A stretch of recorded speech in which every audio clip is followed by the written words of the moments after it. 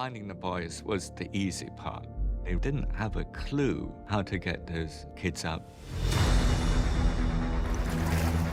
We didn't think it was possible to dive the children out. We came up with the actual logistical plan. I told him that's a horrible idea. And then Rick said, what if it's the only idea? We were brutally honest. We promised multiple fatalities. It's about controlling your emotions and your fear. Panic is death in the cave. My mind was on overdrive. Oh my God, am I going to be good enough?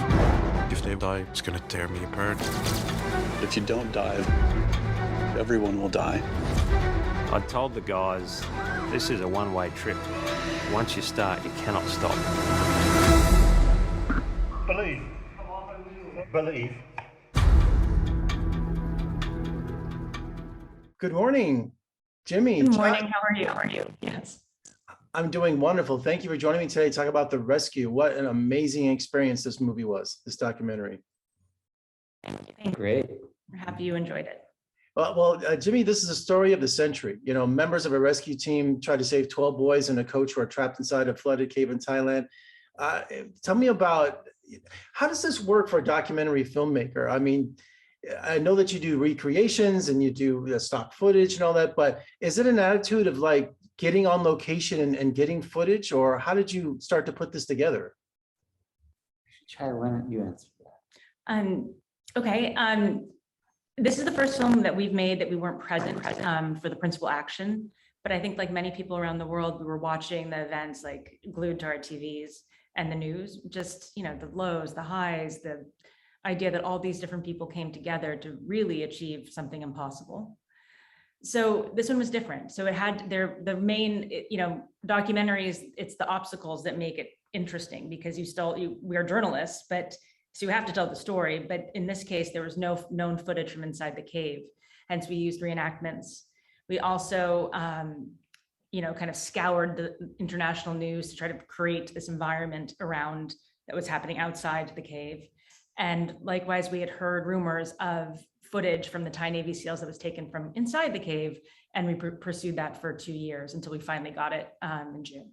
You can hardly believe this happened. I mean, the details that the public never knew. Was it a surprise to you as you made this documentary of all the details of what was kept from the public? I mean, some of it was out there, but I just think that the euphoria of, you know, finding the kids overshadowed a lot of the details. Like, people were so excited that the kids were rescued. And in some ways, the divers made it look really easy because people didn't really understand what they actually went through, right? They went into the cave, you know, and based on what was out in the world, then they came out with the kids. But I don't think people understood how high the stakes were for everybody, including the divers, who had basically everything to lose by, you know, trying to enact this completely outrageous plan that they thought was going to fail.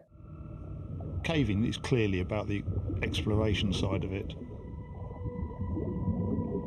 Some of the dives we do, you could be hours in, totally reliant on artificial light, artificial heating.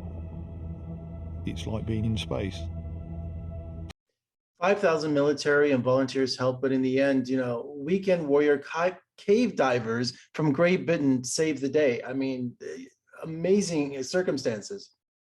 No, I mean, yes, they were volunteers. They weren't paid for this. And they had spent, you know, they were passionate about this very minority sport and, you know, spent their weekends on it. And that's what made them kind of the best in the world at cave diving. No special forces on Earth could affect that rescue. They needed to rely on these, you know, quote unquote amateurs. So, and really, I mean, the part I think people probably will find striking is that, you know, on the surface, they seem like the most ordinary guys. They're electricians and an IT consultant, meteorologist. I mean, like Chai said, they're not professional divers. These are amateur divers, but they are the best cave divers in the world. And I think the moral courage that they showed really moves me every time, you know. I could have sworn that, you know, the staging of this movie, I mean, tell me about the pacing of it and how you kept You kept the suspense and the tension with it.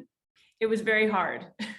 Well, I mean, I think I have to give credit to Chai. I mean, she's truly a master storyteller, because I think the big challenge and something that I kept thinking about is how are we going to keep tension in this film if everybody knows the ending? And, you know, I think through incredible editing and the way that the film is structured, it carries that sort of tension, I think, to the end of the film, you know. Yeah, and I liked how you focused on the rescuers and the divers, because there were so many other elements to the story, but that was the focus of the documentary. Yes, I mean, the way they evolve as characters was something very interesting to us.